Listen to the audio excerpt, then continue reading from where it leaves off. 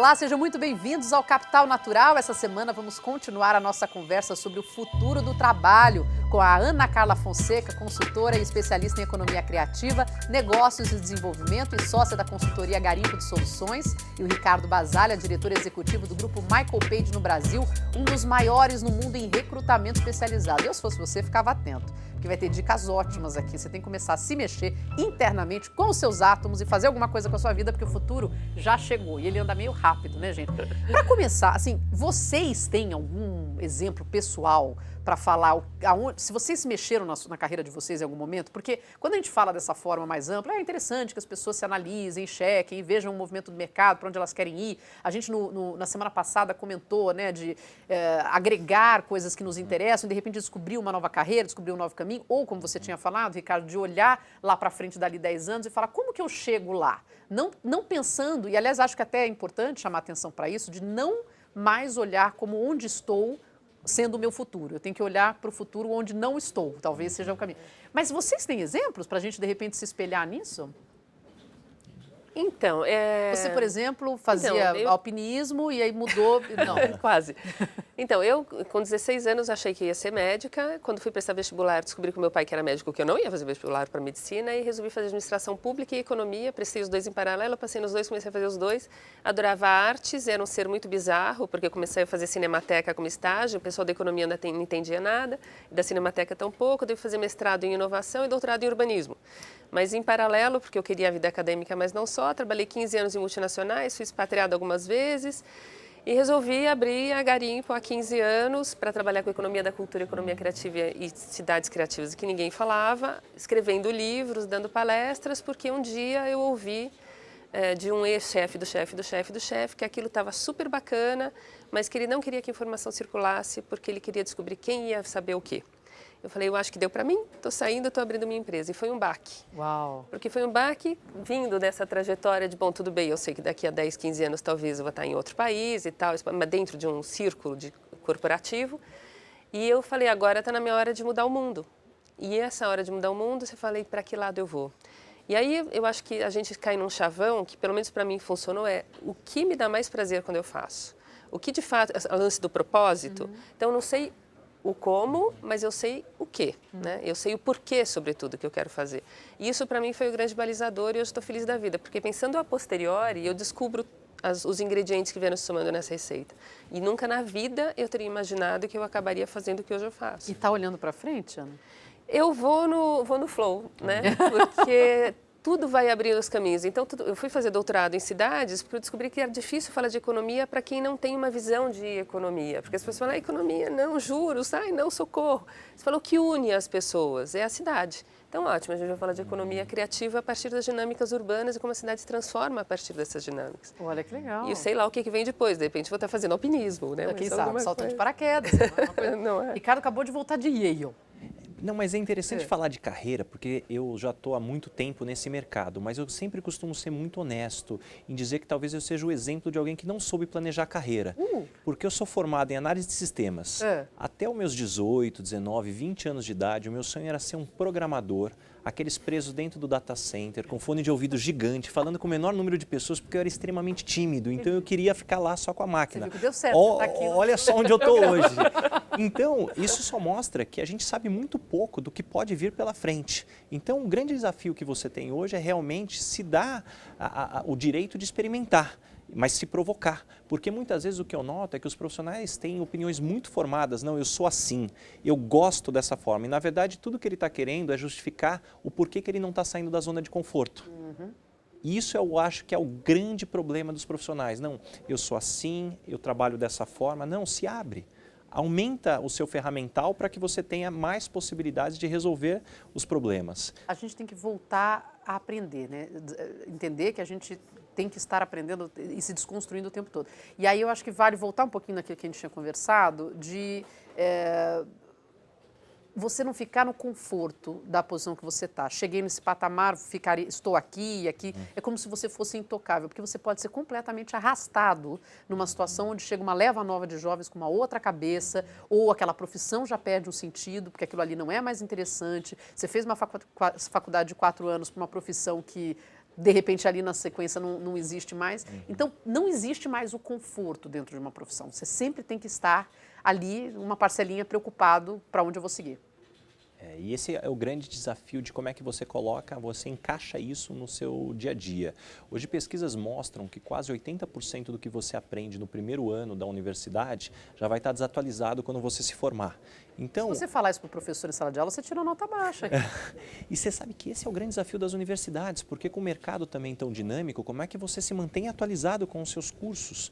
E ao mesmo tempo você tem profissionais entrando no mercado de trabalho com uma expectativa que muitas vezes é o que ele não vai encontrar. Eu vejo muitas vezes aqueles programas de trainee, onde você leva as pessoas para fazer dinâmica no heliponto, você explora todo um ar teatral. E aí você senta a pessoa depois para trabalhar num sistema arcaico, cheio de processos e descasa, fala assim, como é que eu vou extrair o máximo dos profissionais nesse sentido? E eu acho que esse é o grande desafio da liderança nas empresas, porque a gente fala muito, sem dúvida nenhuma, do protagonismo do profissional, que precisa existir, mas é a liderança nas empresas que precisa guiar para o caminho certo. A maior parte dos gestores, o que eu vejo, é que eles estão com praticamente toda a agenda ali focada no dia a dia.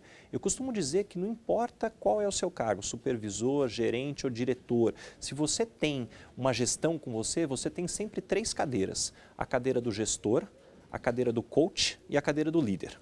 O gestor é o que toca o dia a dia. O coach é o que desenvolve as pessoas, o que vê como cada um pode melhorar. E o líder é o que inspira, o que dá a visão, que mostra para onde as pessoas devem ir. E a reflexão que eu peço para todo mundo fazer é qual é o percentual de tempo que você está passando em cada uma dessas cadeiras. Na maior parte das vezes o que eu vejo as pessoas estão ficando quase 98% na cadeira de gestor, 2% talvez na de coach, quase nada na de líder. E a hora que você perde pessoas do teu time, por que você está perdendo? Até hoje eu não me lembro de ter entrevistado alguém que saiu de determinada empresa porque o gestor não cobrava as coisas do dia a dia porque não tinha que entregar. Então como é que você está extraindo o máximo? Porque como líder você tem que guiar as pessoas. Então sim, a responsabilidade do que você faz com a sua carreira, mas se você é um líder, você precisa também guiar quem está com você. E acho até interessante porque em algumas posições, aquilo que é muito programático de resultados e coisas, você pode quase daqui a pouco virar uma tabela, né? Uma tabela de Excel já te coloca de lado. E essa possibilidade de gestão mesmo, de liderar pessoas, de ser criativo, de resolver conflitos e tudo mais, é que faz o ser humano completamente insubstituível. E talvez só para completar um ponto, que eu concordo muito com o que a Ana comentou, quando a gente fala de liderança, a gente está muito acostumado ainda com um modelo mental da Revolução Industrial, onde basicamente você falava de potência, né, e controle. E isso talvez é muito válido quando você fala em engenharia. Em carros de Fórmula 1, eu vou ter a potência lá em cima e vou controlar para ter a segurança. A hora que você fala de pessoas, ou você tem uma coisa ou você tem outra. Você querer ter potência e você querer ter controle sobre tudo, definitivamente essas duas coisas não se conversam. Olha, gente, o papo está muito bom, mas eu vou fazer uma rápida pausa. Vamos tomar uma água, a gente volta já já com Capital Natural.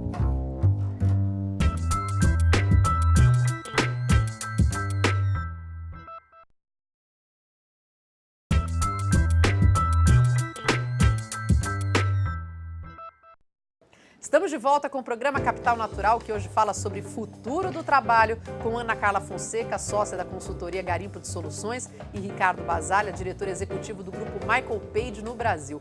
A Ana estava respirando para falar no último bloco. Ana, a gente estava falando de como ser um líder, como inspirar as pessoas e tudo mais, e você ia dizer... Não, justamente, eu achei o máximo, né? Eu quero falando dos 3 chapéus, etc. E eu fiquei pensando que também tem um quarto em que a gente tem que ficar muito atenta, que é se a gente está dando o exemplo. Porque uma coisa que a gente faz, o que a gente fala para os outros, etc. E outra é como a gente resolve isso dentro da gente. Tem um livrinho que eu adoro, livrinho porque é minúsculo, mas demora 2 anos e meio para ler, de tão denso que ele é, chamado Sociedade do Cansaço. E ele diz que justamente durante a Revolução Industrial, a gente fala, nossa, coitado do meu antepassado, ficava lá 18 horas trabalhando com chicotinho e rixa. E hoje quem tem o mas hoje quem tem o chicote é a gente, né? Porque não, porque eu preciso estudar, porque eu preciso passar super bem nesse ano, e daí eu entro no outro ano, e daí eu não consegui me formar. E agora eu preciso do meu primeiro emprego, mas não está pagando bem. E daí como é que eu...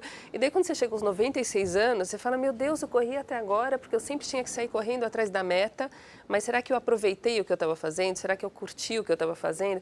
Então, para pegar a sua história do talvez não propósito que a gente traz, e pegar isso de que outros chapéus a gente tem que, enfim, a gente tem que equilibrar no ar, eu fico imaginando que a gente tem que dar o exemplo para quem está na empresa do lado da gente, para o trabalho de voluntariado que a gente faz, para a família onde a gente está. E para isso a gente tem que seguir aquilo que efetivamente faz a gente feliz. Então não adianta você estar num cargo que você acha que é super bem sucedido, que você está ganhando 1 milhão hoje e está rendendo pra caramba para a empresa, porque chegando uma nova onda de mercado, ou chegando uma molecadinha nova, aquele seu cargo desmancha no ar.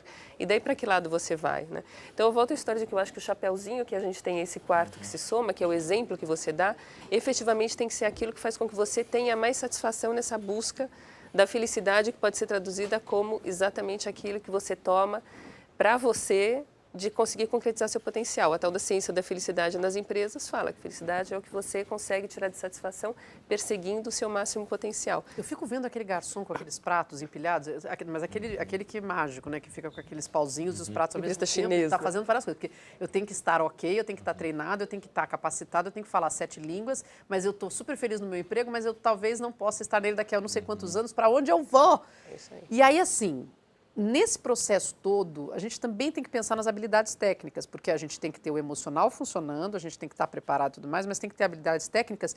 E entre essas habilidades técnicas, treinar pessoas pode ser uma coisa importante para esse mercado futuro? Sem dúvida, à medida que você hoje não consegue ter uma visão clara e ninguém consegue ter para onde o mundo vai, essa capacidade de aprender é muito importante. E é o ponto que eu sempre gosto de falar para os profissionais. Busque dimensionar aonde você está trabalhando, porque você sempre precisa estar ganhando muito. Só que existem 2 formas de ganhar. Uma parte você ganha em salário e outra parte você ganha em conhecimento e desenvolvimento. Então é natural, quando você está no início da carreira, você ganha pouco, mas deveria estar aprendendo muito.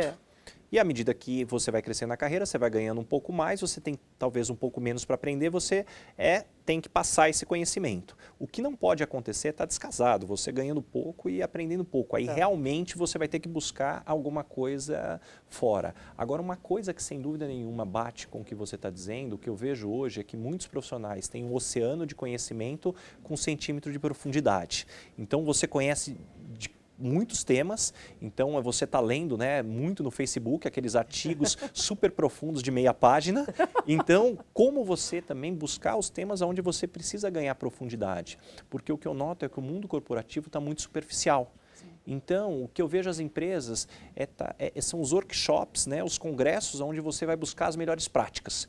Então, é um tal de dar Ctrl+C numa prática aqui, Ctrl+V na empresa aqui, só que você não busca realmente o problema do que está acontecendo. E aí é natural que depois não vão funcionar essas práticas. Não é porque uma empresa tem um estilo de liderança horizontal que a sua empresa vai funcionar um estilo de liderança horizontal. Então, é a mesma coisa acontece com os profissionais. Não adianta a gente falar aqui de N competências para se desenvolver se aquela não é a sua natureza. Agora, uma coisa é fato. Algumas competências elas vão servir para qualquer profissional no futuro. Primeiro deles, calma, vai ouvindo, porque o Ricardo vai falar, isso é muito importante para anotar, vai. Capacidade de diagnóstico. Okay. Hoje está todo mundo focado em resolver problema e muito pouco em entender qual é o problema como efetivo. Ele se formou, o que causou. Exatamente. Segundo ponto, capacidade de comunicação. Aquela história no passado, não, eu já falei para todo mundo o que tinha que fazer, ninguém me ouve. A culpa é sua. Você não foi capaz de engajar as pessoas, até porque não basta dizer o que as pessoas têm que fazer, você tem que inspirar para que elas deem o melhor para resolver aquele problema também. A capacidade analítica também, como é que você faz o planejamento, como é que você faz uma análise mais profunda. Então eu vejo que esses são pontos que ainda vão ficando cada vez mais ali atrás e uma capacidade criativa linkada à resolução de problemas. Não é simplesmente alguém que fica olhando para o teto, deixa eu ter ideias mirabolantes. Não, o que traz resultado para a empresa? E o grande desafio que eu vejo é que com todos esses chapéus que a gente estava comentando, o maior erro que o profissional pode ter é querer lidar com todos eles de maneira independente. Não, agora eu sou o profissional que estou aprendendo, agora eu sou o profissional que eu entrego o resultado, agora eu sou o profissional que olha a responsabilidade social que eu devo ter. Já está faltando tempo. Se você tratar isso de forma separada, você vai ficar louco e não vai dar certo. Então, como é que você une tudo isso e você seja a mesma pessoa em qualquer prisma que você consiga analisar? Eu sou uma cozinheira, eu sou um gari, eu sou uma pessoa que limpa o peixe na feira. Profissões muito difíceis até de serem trocadas, mas sempre tem alguma coisa que pode ser reduzida ali de pessoal e tudo mais. A gente está falando aí em capacitação, em buscar outra profissão, literalmente? Eu acho que para algumas das profissões, sim. Ricardo vai me corrigir se eu estiver errada. Principalmente no campo, onde o maquinário pode ter uma mudança efetiva. Você tem cada vez menos o cultivador de terra, como a gente imaginava na época dos... E a gente vê o cidadão que acaba sendo muito mais um engenheiro de equipamentos vinculados à agrotech. Mas há algumas profissões que efetivamente são condenadas. Então, você não espera, e ainda bem, né? Porque você não espera que você as mantenha num mundo que pode oferecer outras coisas ao longo daqui a 20, 30 anos. Mas existem sempre iniciativas. Porteiro, ascensorista, né? Quer dizer, poxa, a pessoa fica condenada, fica trancada no elevador, no máximo interagir ali com quem entra. Mas eu acho que há exceções que levam à possibilidade da gente estabelecer regras, né? E como a gente tenta no UPA mudar isso. Há umas 2, 3 semanas a gente trouxe para um encontro um rapaz chamado Júlio César Lima, que trabalhava como porteiro e um dia, porque o faxineiro faltou, foi ser faxineiro do prédio da Zona Sul do Rio, onde ele trabalhava, e morando na favela do Jacarezinho. E ele começou a recolher todas as revistas de moda que jogavam fora e folheando aquelas revistas, ele falou assim, nossa, só tem modelo dinamarquesa no Brasil, né? Eu não sabia que só tinha modelo dinamarquesa. E ele voltou para a favela e falou assim, tá tudo errado, eu vou mudar isso. Ele abriu a primeira produtora de moda de uma favela do Rio, que hoje, inclusive, já exportou modelos, porque ele levou a lógica de que está tudo errado para... Deixou de ser porteiro, está muito mais feliz, ganha muito mais dinheiro e muda o contexto dele. Que sensacional. Então, essa questão... Que transformador isso. Esse diagnóstico, essa capacidade de fazer conexões improváveis, essa análise sistêmica, é algo que se você tiver um embasamento... Sabe aqueles prédios em cidades tipo México que precisam estar construídos para se vier um tremor qualquer? Sim. Se a gente tem esses embasamentos, essas habilidades muito fincadas... Independentemente do vento ou do tremor que vier, você consegue se manter. E você faz as arquiteturas mais diferentes, são essas profissões que vão mudando. Mas você tem que ter esse embasamento, que seja um embasamento técnico, que seja um embasamento de valores, de propósito de mundo. Mas se você não tiver alguma coisa que te finque, você vai ficar muito vulnerável a mudanças. Então, acho que tem algumas profissões, sim, que vão mudar e é bom a gente começar a sair correndo atrás de outras possibilidades. Aí, para que lado leva o seu coração? E tem algumas que vão ficar nesse ato, que o Ricardo bem comentava, e que talvez as novas safras não conheçam, mas que ainda vão perdurar durante um tempo. Olha, eu vou dizer que o atendimento humano, atender o ser humano é uma coisa que tem crescido em várias áreas, pelo nível de loucura que a gente está vivendo. Então, assim, tem pessoas que têm o gosto pelo ASMR, que são aqueles sons. Aquilo, enfim, para mim é uma doideira, mas para muita gente ajudou com depressão, porque se você não pesquisou isso, na internet tem uma porrada de sons desse tipo, as pessoas gravam com microfones e fazem barulho isso na orelha direita, na orelha esquerda, aquilo ali acalma as pessoas, tem uma coisa, mas é um atendimento e que ajuda muitas pessoas. Tem grupos, por exemplo, no Japão, que recebem os clientes para que eles possam ficar deitados e aconchegados recebendo um abraço, porque eles não conseguem isso no dia a dia. Quer dizer, o ser humano vai precisar eternamente ser atendido, então a gente tem que achar esses caminhos, achar essas lacunas e, de repente, você encontra uma faceta aí de atender, por exemplo, uma moda que não existia e não era coerente, não?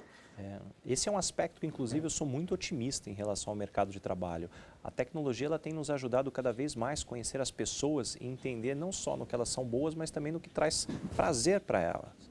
E eu acho que é isso onde a área de recursos humanos tem muito a evoluir, porque quando a gente olha para a área de marketing, poxa, hoje a área de marketing evoluiu muito com a tecnologia, né? A massificação customizada. Então, poxa, eu tenho até medo. Eu faço uma pesquisa no Google, depois ele sai me seguindo com os anúncios por muitas semanas. Agora, a gente usa isso muito pouco para identificar os profissionais. Por que todo mundo reclama do atendimento da maior parte das empresas? Porque você está contratando pessoas que não só não têm habilidades para fazer isso, como não são felizes fazendo isso. Não, então, ele não te deixa feliz e ele também não é feliz. Então, você encaixar as pessoas certas nas funções certas também é algo que eu vejo que a tecnologia tem um potencial fantástico. A gente está desperdiçando talento e estressando pessoas, colocando cada um no lugar errado. Eu quero ver o que o poder público pode fazer, mas a gente vai falar sobre isso no próximo bloco, não saia daí.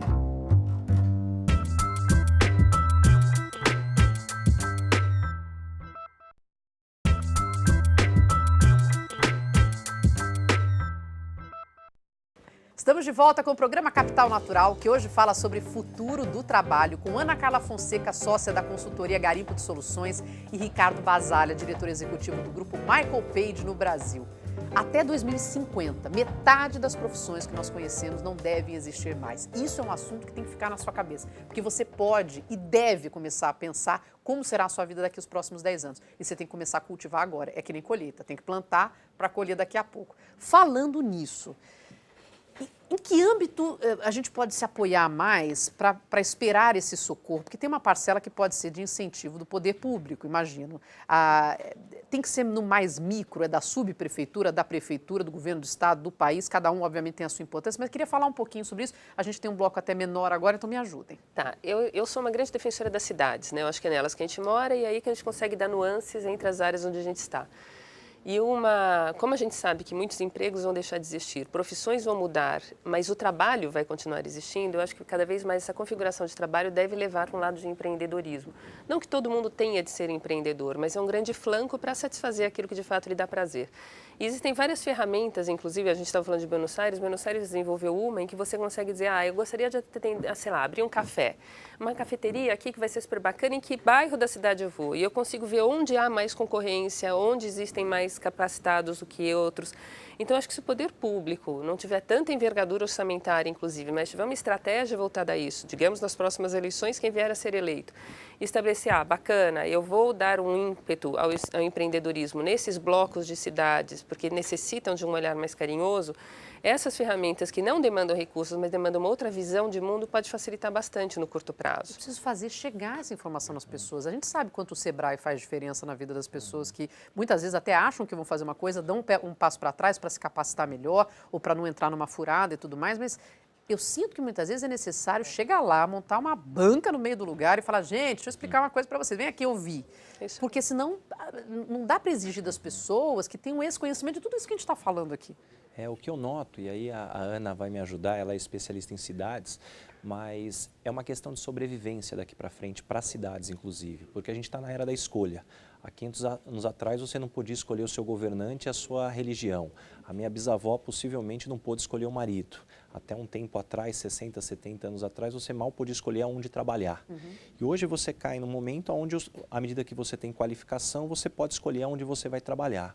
E isso eu vejo que essa concorrência ela vai cair agora para o âmbito das cidades. As cidades que não foram capazes de prover toda essa infraestrutura de educação, qualidade de vida, toda essa dinâmica, vai perder os seus profissionais e automaticamente vai perder as empresas, porque se você não tem profissional, você não tem empresa para se instalar. Então, eu acho que esse é o grande desafio, né? As cidades, inclusive, para ter o seu futuro, é como é que ela atrai as pessoas e, a partir daí, ela vai atrair as empresas. Até porque esse negócio que muitas empresas falam, né, de retenção, de como segurar esses profissionais, eu particularmente detesto esse termo, retenção. Parece assim, você está retido, né? Tem uma bola de ferro aqui na sua perna, você não sai daqui.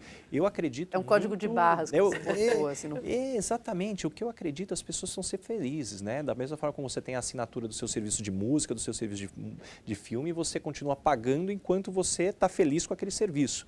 É o consumo de felicidade que você tem que ter na empresa e na cidade, senão você vai procurar outras opções. Então, acho que o importante é como é que a gente provê essas opções e aí sim é onde entra o serviço público que tem que dar esse suporte para as pessoas menos favorecidas. Eu acho que tem que formar mais psicólogos e fazer atendimento gratuito para as pessoas, porque eu também fico pensando, para quem já é mais velho, a gente, querendo ou não, está querendo ver para onde corre, aquela coisa toda, tal, mas já temos uma certa segurança, já temos uma estrutura.